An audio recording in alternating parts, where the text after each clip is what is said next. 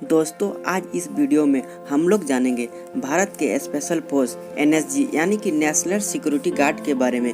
इन्हें कॉमनली इसे black cat commando के नाम से भी जानते हैं। हालांकि दोस्तों सुरक्षा के लिए सदैव तैयार इन कमांडो को बहुत ही कठिन परिस्थितियों से गुजरना पड़ता है। तो चलिए दोस्तों आज जानते हैं हमारे इस स्पेशल फोर्स यानी कि एनएसजी का गठन कब किया गया। 1984 में भारत सरकार ने एनएसजी यानी नेशनल सिक्योरिटी गार्ड का गठन किया और जब इसकी शुरुआत हुई थी तब इस स्पेशल फोर्स का इस्तेमाल उन परिस्थितियों में किया जाता था जहां पर दूसरी डिफेंस फोर्स काम ना कर सके। हालांकि आगे चलकर इनके कामों में कई तरह के बदलाव किए गए और गठन के बाद का पहला बड़ा ऑपरेशन एनएसजी ने 1986 में गोल्डन टेम्पल पर कुछ उपद्रवियों ने कब्जा कर लिया।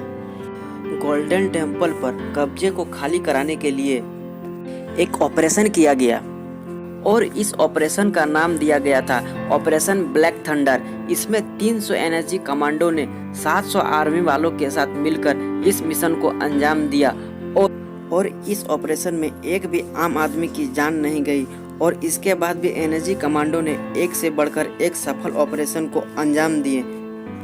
इसमें से हैं operation Black Hawk, operation mouse trap, operation Ashwamedh, operation Vajra Shakti, Mumbai attack और पठानकोट जैसी बहुत सारी ऑपरेशन शामिल है।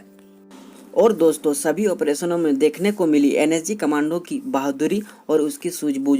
और जब काली पोशाक में लोग इन्हें देखते हैं तो देखकर जो सुरक्षा का एहसास होता है वह बिल्कुल ही कुछ अलग होता है। ऐसे में हमारे देश के बहुत सारे नौजवानों को इस फोर्स में जाने की चाह भी पैदा होती है। लेकिन दोस्तों एनएसजी कमांडो बनना इतना आसान काम नहीं है।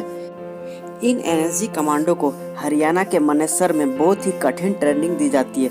इसमें सेलेक्ट किए गए नौजवानों को अलग अलग तरह की टेस्टों से गुजरना पड़ता है जिसमें उसकी शारीरिक और मानसिक क्षमता को परखा जा सके। और दोस्तों इस एनएसजी कमांडो का सिलेक्शन अलग अलग फोर्सों में काम कर रहे बेहतरीन सैनिकों में से होता है, जिसमें इस एनएसजी में 53% कमांडो को सेना से लिया जाता है जबकि 47% कमांडो को paramilitary force, CRPF, ITBP, rapid action force and BSF से लिया जाता है। और दोस्तों चयन किए गए सैनिकों को 14 महीने की कठिन ट्रेनिंग दी जाती है। इनकी शुरुआती 90 दिन की ट्रेनिंग मानेसर में होती है जिसमें उन्हें physical fitness, martial art, target shooting की तरह ही एक्सट्रीम कंडीशन में अलग अलग 26 एलिमेंट से गुजरना पड़ता है।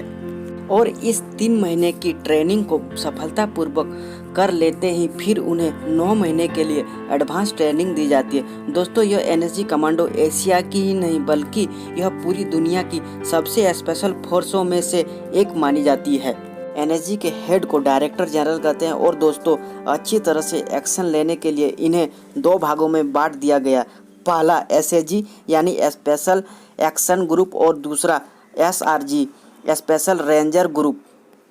एसएजी को उन ऑपरेशनों के लिए भेजा जाता है जहां पे तुरंत एक्शन लेने की ज़रूरत होती है जबकि एसआरजी का काम इंडिया के अहम वीवीआईपी लोगों के सुरक्षा के लिए रखा जाता है। और फिलहाल एनएसजी में 7000 कमांडो काम करते हैं और यह दुनिया के किसी भी फोर्स से किसी भी मामले में कम नहीं है। और दोस्तों अंत में बस मैं यही कहना चाहता हूँ, जब तक हमारे पास ब्लैक कैट कमांडो जैसे शानदार फोर्स हैं तब तक हमें किसी चीज़ से डरने की ज़रूरत नहीं है।